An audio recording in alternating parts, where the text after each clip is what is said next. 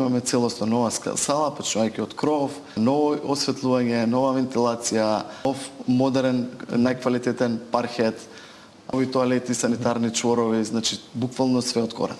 Внатре беа сместени одредени институции во самата сала, за кои што дополнително асоциации и сојузи за кои што дополнително ќе има простор во истата. Во следната седница на Совет го пројдовме и таа точка.